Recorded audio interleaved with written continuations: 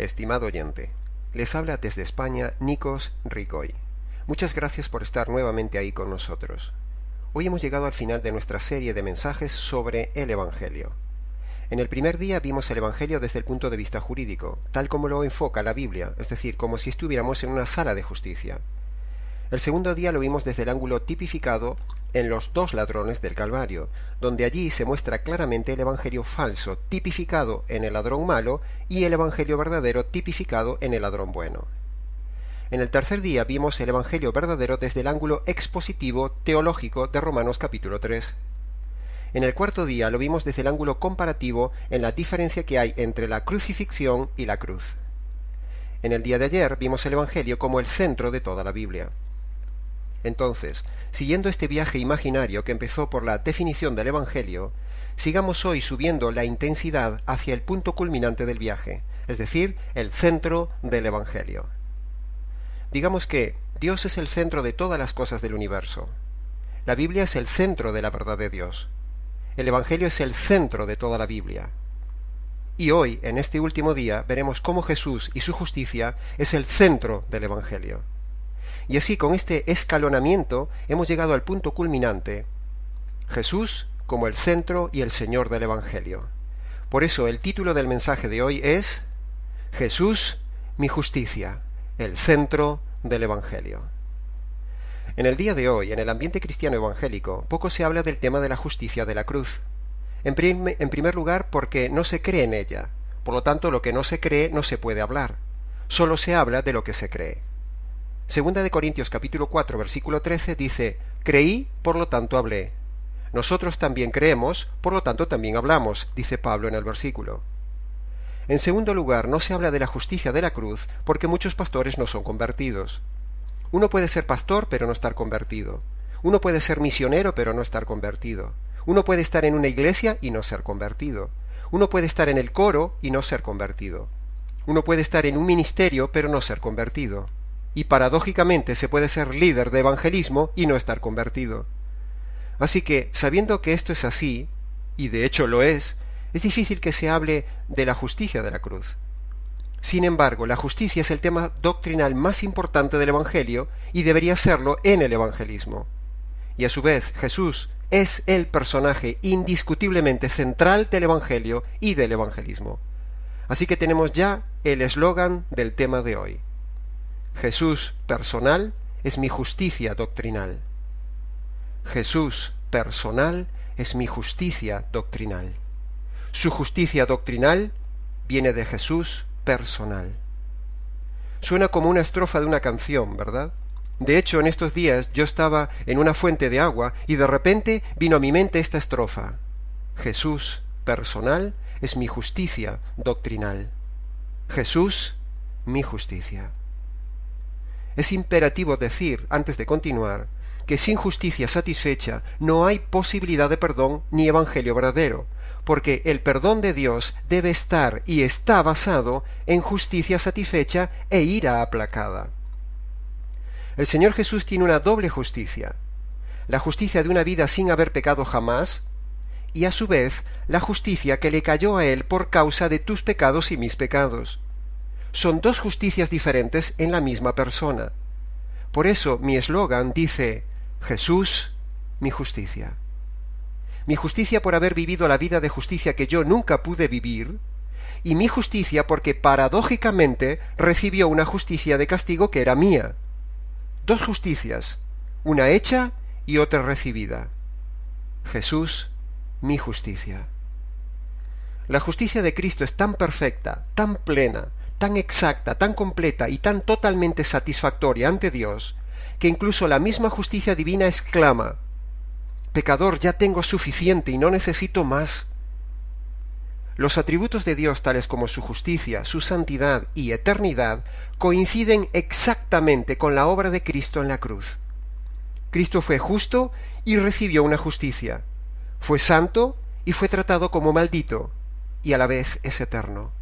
Y esa justicia integral en Él, que es aplicada a nosotros los creyentes, recibida por medio de la fe, eso hace que ahora uno pueda contemplar la santidad, eternidad y justicia de Dios con todo regocijo y paz. cuando te has apropiado de la justicia de Cristo en la cruz, puedes mirar cara a cara a Dios sin ningún temor ni temblor. Preguntamos, ¿cómo son perdonados los pecados? La respuesta es, en base a la fe en la justicia de Cristo. ¿Cómo alzaré mis ojos a Dios? La respuesta es, a través del filtro protector de la justicia de Cristo. ¿Cómo puedo tener comunión con un Dios santo? La respuesta es, por medio de la justicia de Cristo. ¿Cómo puedo ser aceptado por Dios? La justicia es, en la justicia de Cristo. ¿Cómo puede ser perdonada una caída de imperfección del convertido? La respuesta es, siempre por causa de la justicia de Cristo. ¿Cómo moriré? La respuesta es, necesariamente escondido en la justicia de Cristo. ¿Y cómo me presentaré ante el tribunal de Dios? La respuesta es, envuelto en la justicia de Cristo. Si pensamos en nuestros pecados y en la ira de Dios, o si pensamos en nuestra culpabilidad respecto a la justicia de Dios, entonces nuestro corazón temerá, temblará y se hundirá en la desesperación. Pero, si pienso en Cristo, la persona central del Evangelio, y si permanezco y descanso mi alma en la justicia mediadora de Cristo, es decir, el tema central del Evangelio, entonces habrá paz. Jesús, mi justicia. Aún la mejor vida moral, del mejor de los hombres, está más cargada de pecados que el firmamento cargado de estrellas. La ley dice que aún la mejor de las obras del hombre no lo salva, y que aún el menor de sus pecados lo condena eternamente. Por lo tanto, ¿quién podrá mantenerse en pie en el juicio de Dios y no caer bajo el peso de la justa ira de Dios, ira que arde más profunda que el mismo infierno? Nadie puede, ni podrá mantenerse ante él sin justicia, porque Dios es un juez justo y terrible y demanda justicia. Horrenda cosa es caer en las manos del Dios vivo, dice Hebreos capítulo 10, versículo 31. Algunos pastores no tienen este versículo en sus Biblias. Pero cuando el pecador fija su vista en la justicia de Cristo, que le cayó en la cruz, y se apropia de ella por la fe, puede ver que esa justicia es perfecta y exacta, tan perfecta y tan exacta como la misma justicia de la ley, porque Cristo es nuestra ley, y a su vez cumplió toda la ley. O sea, cumplió toda la ley, es decir, vivió una vida de justicia, y encima le cae una justicia que no merece. Increíble. Esa es la doble justicia que tiene Jesús de Nazaret. Jesús personal es mi justicia doctrinal. Cada verdadero creyente que se ha convertido por medio del Evangelio verdadero se encuentra en un estado tan excelente que las puertas del infierno nunca prevalecerán contra el alma de aquel que ha puesto su confianza en la justicia de Cristo y que se ha vestido con la justicia del amado. Jesús personal es mi justicia doctrinal. Esa justicia que tenemos por medio del Señor Jesús es aún una justicia más plena, más excelente y más trascendente que la de todos los ángeles buenos juntos. Aunque la justicia de los ángeles buenos sea un tipo perfecto y completo, no es más que una justicia limitada y una justicia de simples criaturas. Por eso, esas sectas que dicen que Jesús es un arcángel es herejía. Si Jesús fuera una criatura, no me podría transmitir una justicia eterna y perfecta. Estaría a merced de caer en el infierno en cualquier momento. En cambio, la justicia de los santos que se presentan vestidos delante del trono de Dios con la justicia del Hijo es nada menos que la justicia del Señor Jesús, el cual es Dios y hombre a la vez. Perfecto. ¡Qué salvación, qué justicia tan grandiosa tenemos en el Señor, recibida sólo por medio del verdadero Evangelio! Es digno de ser exaltado, mi Señor. Si el mundano se regocija en las cosas materiales, si el religioso se regocija en sus emociones, si el rico en sus riquezas, el ambicioso en los honores y el perverso en sus maldades, ¿no se regocijará el cristiano en Cristo Jesús personal y en ese manto de justicia doctrinal con el cual el Señor lo ha cubierto? Yo sí, estimado oyente, yo me regocijo grandemente en el Señor. Por eso tiene sentido para mí este mensaje. ¿Quién, al contemplar la justicia de Cristo que le es imputada por medio de este Evangelio, puede no llenarse de un gozo espiritual exuberante en su Señor Salvador? ¿Quién? Entonces, el hombre religioso procedente de otro evangelio me preguntará: pero Nicos, ¿de qué estás hablando? Nicos, a mí háblame de emociones, háblame de milagros, háblame de canciones emotivas, de conciertos, de bendiciones, de repeticiones, pero no me hables de un lenguaje extraño de justicia. ¿Jesús mi justicia? No.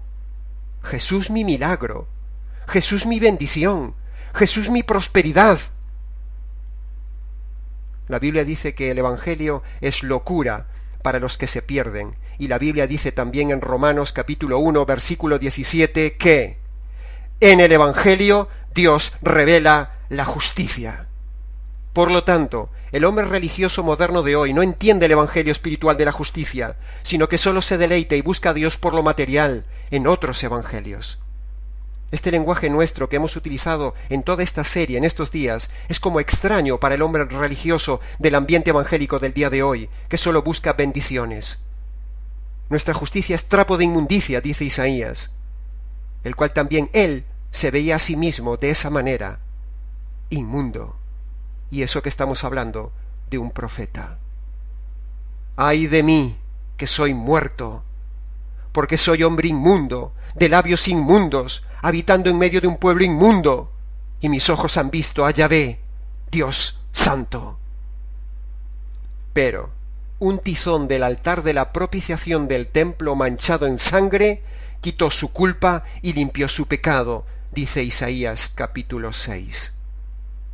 Y en Isaías capítulo 53 dice el profeta: mi siervo, el justo, por su justicia, justificará, es decir, declarará justos a muchos.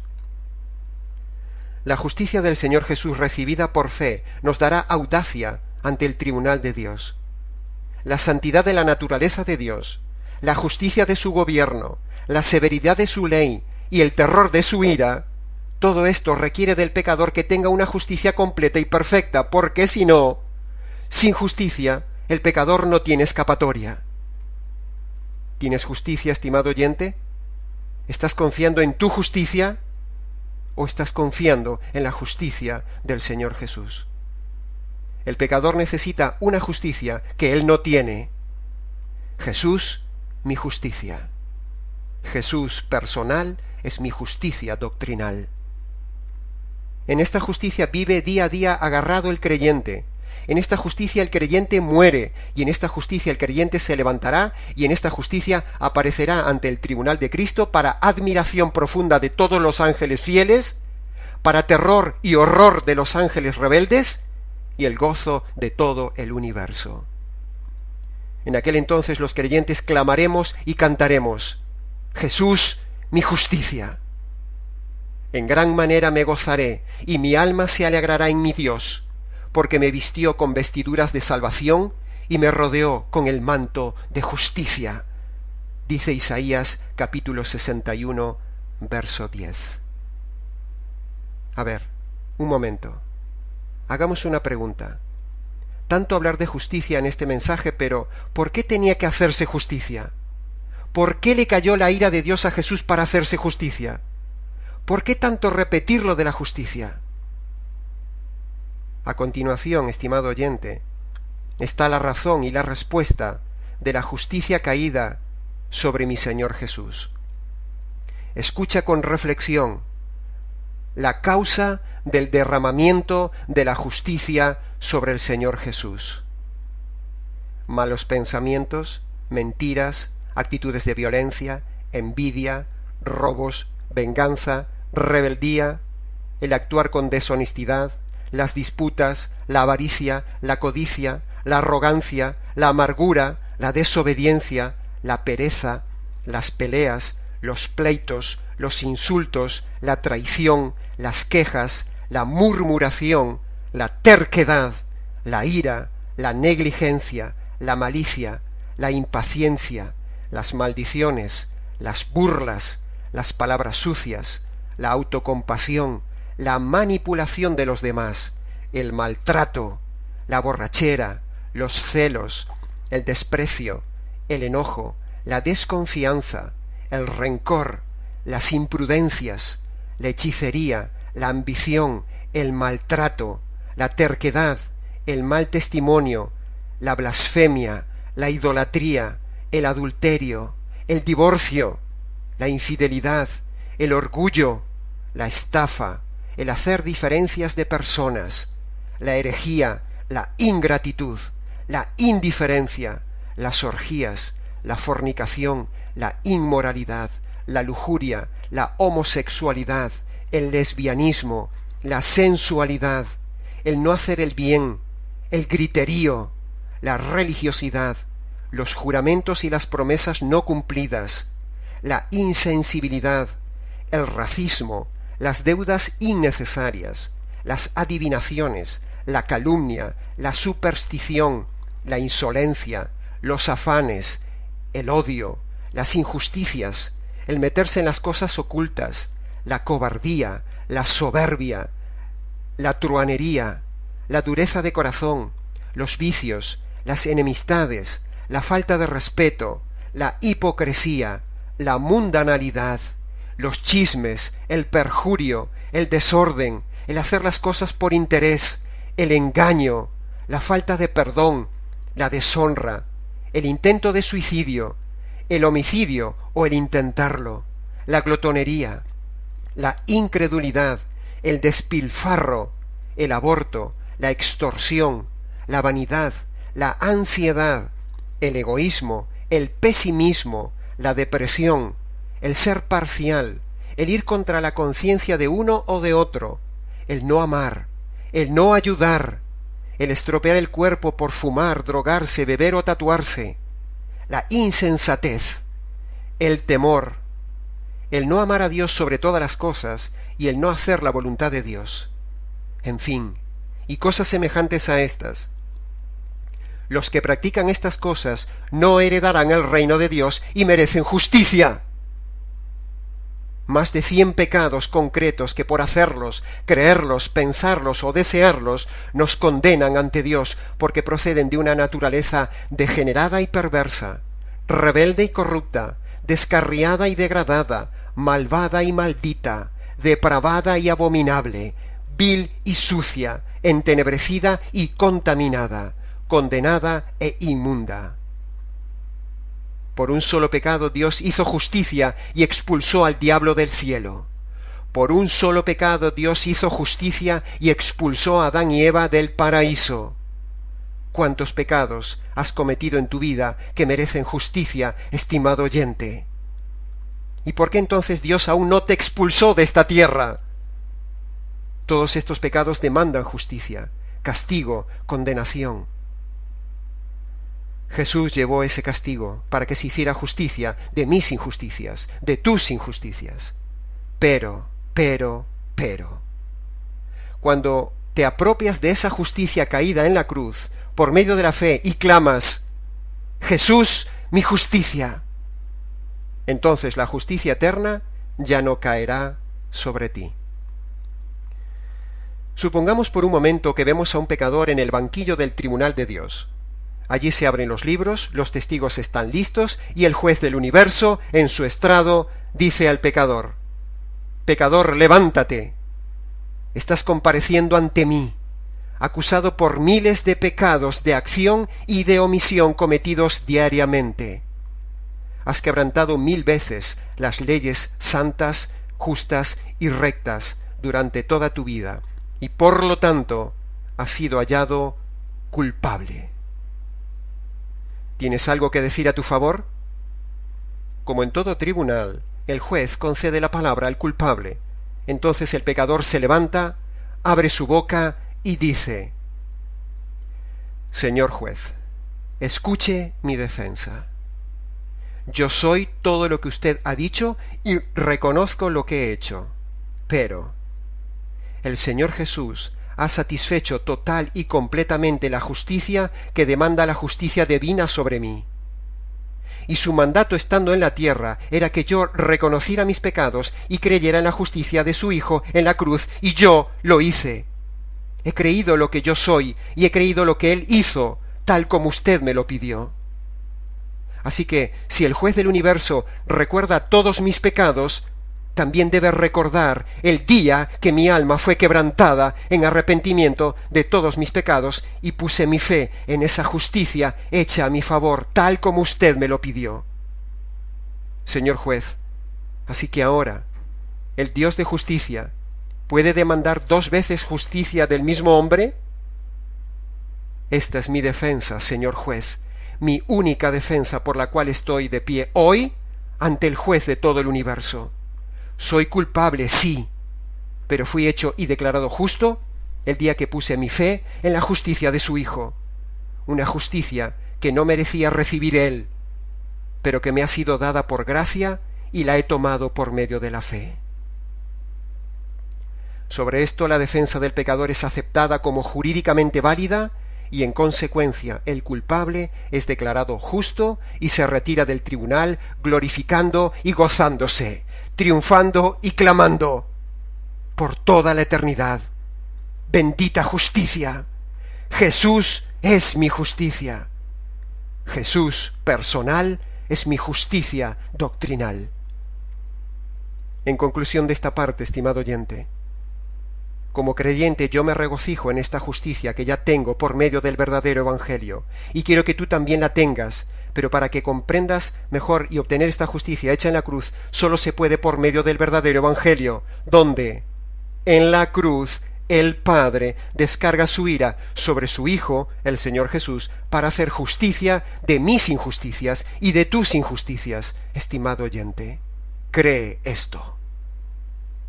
Esto es esencialmente el centro del Evangelio que debes recibir ahora. Todo aquel que se arrepiente de sus pecados y pone su confianza en la justicia hecha en la cruz sobre el Señor Jesús, entonces Dios lo declara totalmente justo, como si nunca hubiera pecado. Pero, por muy verdadero y poderoso que sea el Evangelio verdadero, y en realidad no tendríamos que repetir constantemente eso de Evangelio verdadero, porque el Evangelio es sólo uno y verdadero. Pero debido a que hay tanta falacia de evangelios, no queda más remedio que ser reiterativos en la frase Evangelio verdadero. En fin, retomemos la idea. Decíamos que por muy verdadero y poderoso que sea el verdadero Evangelio de la justicia de Jesús, no deja de ser simplemente una doctrina. Por lo tanto, no debemos centrarnos solamente en la doctrina verdadera, sino en el autor personal de esa doctrina verdadera, y así daremos un paso más allá para ser realmente cristocéntricos o jesúscéntricos y no solamente evangeliocéntricos. De nada sirve defender la verdad fría, académica, doctrinal y perfecta del Evangelio verdadero si no le damos la preeminencia al autor personal del Evangelio, el Señor Jesús.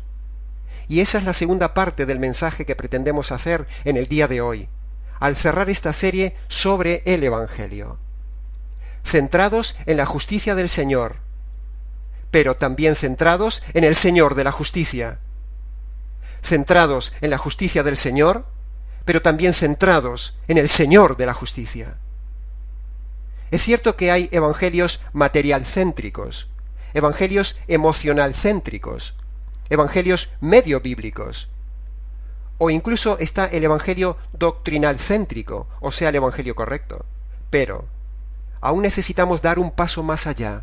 Necesitamos ser expositivamente cristocéntricos, es decir, exaltar a la persona central de este verdadero evangelio de la justicia de la cruz, el Señor Jesús, y no solo exaltar la doctrina correcta de este evangelio. Esto es en lo que también yo hoy quiero hacer énfasis en este día, al final de esta serie. Yo siempre me esfuerzo en centrarme en la doctrina correcta de la justicia de la cruz cuando comparto el Evangelio. Pero todas las personas que han recibido este Evangelio por medio de este servidor a lo largo de los años saben muy bien que ni siquiera me detengo en la meta de exponer el Evangelio perfecto de la justicia como centro, sino que siempre les llevo a un punto culminante, un paso más allá, tener la cercanía del Señor del Evangelio. haciéndolo por medio de una relación cercana con Él una vez que se han convertido. Predicamos un evangelio verdadero, sí, basado en la justicia, sí, pero también predicamos un evangelio cristocéntrico, relacional, vivo, fresco, fluido, cercano, comunicativo entre el Señor y uno, que me permite tener comunión de esposa con el esposo amado, el Señor Jesús. Este evangelio, estimado oyente, tiene como centro doctrinal la justicia de Jesús y como centro personal al mismo Señor Jesús. Jesús personal es mi justicia doctrinal. Su justicia doctrinal me da relación personal. Su relación personal me da gozo espiritual. Este gozo espiritual se prolonga en la vida eterna. No solo es un evangelio que me salva, no solo me perdona los pecados en base a esa justicia de la cruz que hemos dicho, sino que también hay otro aspecto normalmente dejado de lado, y que es el relacional, el que me reconcilia y me compromete con el amado, el Señor Jesús, el novio, el futuro esposo, una relación establecida e iniciada el día de la conversión por medio del Evangelio. Podríamos ilustrar que la conversión es el día del compromiso con el novio. El Evangelio es la declaración oficial de esa relación, y pronto, muy pronto, llegarán las bodas. Pero entre tanto no llegan las bodas, la relación es igualmente real, es preciosa, es viva, ya está iniciada, ya cada día anhelada, ya cada día disfrutada, aunque no lo tenemos aún físicamente, pero al cual amamos sin haber visto. Dice 1 de Pedro 1:8, a quien amáis sin haberle visto, en quien creéis, aunque ahora no le veis, pero ya os alegráis con gozo inefable y glorioso.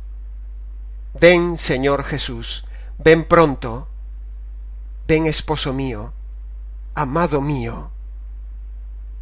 Mi amado es mío, y yo soy suya, dice Cantares. La relación preciosa, viva y fresca que permite tener este evangelio verdadero con el Señor, cuyo poder y vida le insufla la resurrección, es increíble. Dice Filipenses capítulo 3, versículo 10, quiero conocerle a Él y el poder que hay en su resurrección. Hemos dicho que la resurrección está asociada al Evangelio porque la resurrección es lo que le da vida al Evangelio. Maravillosamente, increíblemente, verdaderamente, efectivamente, esas dos noticias del Evangelio y esas dos condiciones del Evangelio toman poder, funcionan, cambian una persona, la transforman, la regeneran, le impactan, te impulsa, porque detrás está insuflando vida, energía, fuerza, poder, intensidad, la resurrección, que está intrínsecamente pegada a la justicia de la cruz de Jesús. Sin resurrección, el Calvario y el Evangelio es simplemente una historia dramática y trágica, pero la resurrección le da vida, y al darle vida se produce una relación viva, ahora entre dos seres vivos, el Hijo resucitado y el perdido regenerado.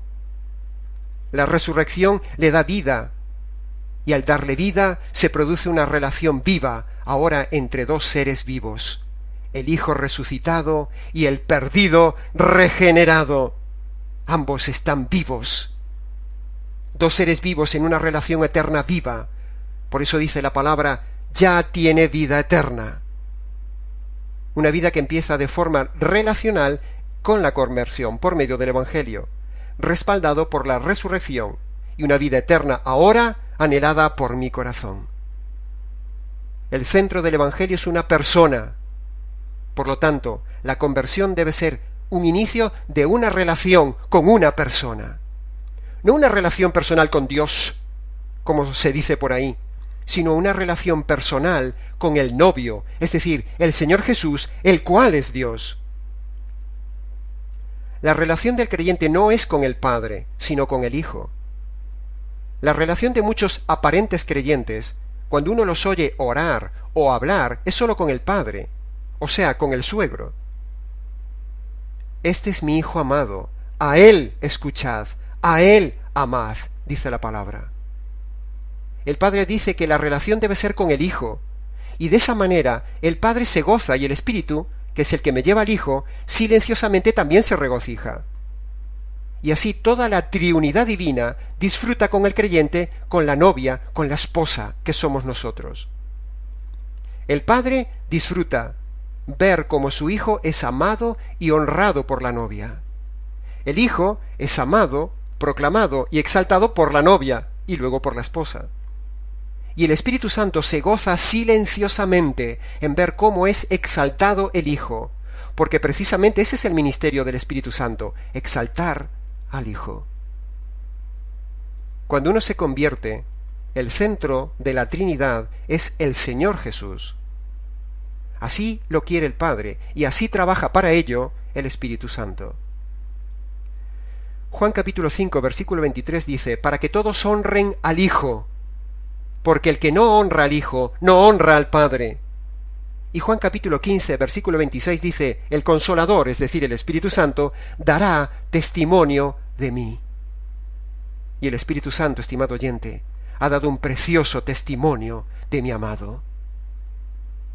Parafraseando Filipenses capítulo 2, versículo 8 en adelante, dice, Jesús, estando en la condición de hombre, se humilló a sí mismo, haciéndose obediente hasta la muerte, y muerte en la cruz. Por eso, porque en la cruz fue destrozado bajo la ira de Dios, Dios le exaltó hasta lo sumo, y yo también, y le dio un nombre que es sobre todo nombre, para que ante el precioso nombre de Jesús se doble toda rodilla, la tuya y la mía, y toda lengua, la tuya y la mía, confiese con todo gozo, por causa de esa maravillosa justicia de la cruz, que Jesucristo es el Señor. Y eso dará gloria a Dios Padre y gozo a Dios Espíritu Santo. Un día Dios doblará la rodilla del impío que no tenga este evangelio, pero yo, desde ya, la doblo voluntariamente y con gozo ante mi Señor Jesús. Sigamos. En estos días hemos dicho repetidamente que cuando una persona obedece las dos condiciones que Dios pone para la salvación, es decir, arrepentimiento de sus pecados y fe en la justicia de la cruz, no sólo uno queda jurídicamente declarado inocente de sus delitos y ya, como si Dios dijera, ¡hala, marcha, ya estás libre, ya puedes marcharte tranquilo! No, sino que, por el contrario, Dios nos da acceso a entrar en su familia por medio del Evangelio, y no solo eso, sino que nos da acceso a poder ser la esposa de su amado Hijo, o sea, la parte íntima, relacional, matrimonial de este Evangelio con el amado, que empieza ya aquí y continúa en la eternidad después de las bodas. He visto muchas veces en las iglesias la frialdad de la doctrina perfecta expositiva, como si uno estuviera metido en un gran congelador. Todo fríamente calculado, perfecto, doctrina correcta, reuniones perfectas, pero les falta vida. No hablo de emocionalismos, no, hablo de entendimiento de que este Evangelio, si te has convertido por él, te permite entonces más que una simple declaración jurídica de tus pecados perdonados y el acceso futuro a la gloria, sino que esa vida eterna recibida por la fe en la justicia, es desde ya una relación cercana, disfrutable, fresca, fluida, natural, personal y viva con el novio, antes de las bodas del Cordero, al igual que en cualquier relación de pareja humana. Es como una relación momentáneamente separada entre novios, pero que entre ella y él hay armonía, hay el mismo sentir, el mismo amor, la misma complicidad, la misma vibración, la misma reciprocidad, el mismo pensamiento, el mismo anhelo de querer estar juntos, la misma comunión, el mismo intercambio fresco diario, y lo único que falta es el encuentro. Por eso Pablo decía, anhelo estar con Cristo. Así nosotros con el novio, el Señor Jesús, al cual amamos sin haber visto. Esta relación que nos permite ya el Evangelio es un anticipo de esa vida eterna sublime matrimonial con el esposo, al cual solo le falta, por ahora, la presencia física. Pero el resto ya está todo en nosotros: un mismo sentir, un anhelo de estar con Él, un fuego de intensidad por Él, un servirle desinteresado, un deseo de agradarle cada día en todo, una preparación para las bodas, un suspiro por el amado, un compromiso de servicio diario con el Señor Jesús, antes aún de que llegue, un intercambio diario por medio de la conversación fresca, natural, donde yo le hablo en cualquier momento del día y Él me habla por medio de su palabra, de su espíritu, a mi espíritu. Esto, y mucho más, es el primer amor que produce en el creyente la vida de este Evangelio vivo, que tiene vida por medio del poder de la resurrección. La resurrección le da vida a esta relación con el Señor, porque la resurrección es vida e insufla vida a este Evangelio, como ya hemos dicho antes. Por lo tanto, si uno ha recibido este Evangelio y no está vivo en una relación fresca con el Señor, revisa, estimado oyente, tu primer amor, revisa tu conversión y revisa tu Evangelio, porque el Evangelio es más que perdón de pecados, es vida. Es relación fluida desde la mañana hasta la noche, en esa complicidad de enamorados con el Señor. Así que, si uno dice que tiene el perdón de sus pecados, que se ha convertido, pero su vida está seca, congelada y fríamente antirrelacional, o sea, solo doctrinal, es porque algo no encaja, estimado oyente. Hay gente que es capaz de contestar perfectamente toda la doctrina bíblica, pero notas que le falta vida. Nada vale la pena en esta vida, sino solo el Señor Jesús y su Evangelio. Vale la pena, estimado oyente, morir, y morir clamando: digno eres, Señor, de que clame: Jesús, mi justicia. Porque sin ella yo estaría muerto por toda la eternidad bajo la misma ira y la misma justicia de Dios que le cayó al Hijo.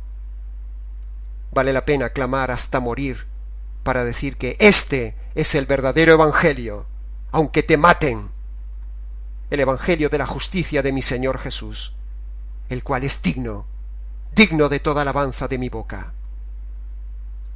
Y que sea digno de darme una relación viva, personal con Él. Gracias, Señor, porque tú me has dignificado por medio de este Evangelio verdadero, vivo y eficaz. Primera de Timoteo 1:11 dice: glorioso Evangelio del Señor Jesús bendito, que me ha sido encomendado. Estimado oyente, antes de acabar, para tener el perdón jurídico de tus pecados y disfrutar de una relación fresca con el Señor Jesús, es necesario que creas 2 noticias y obedezcas 2 condiciones. Las 2 noticias son que tú eres injusto y haces injusticias, en cambio Dios es justo y hace justicia. ¿Ves el problema? ¿Ves el contraste?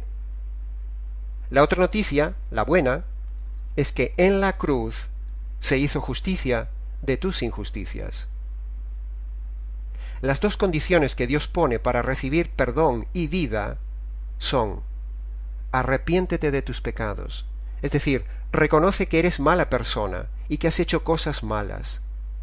Y la segunda condición: confía que en la cruz se hizo ya justicia por lo que haces y por lo que eres.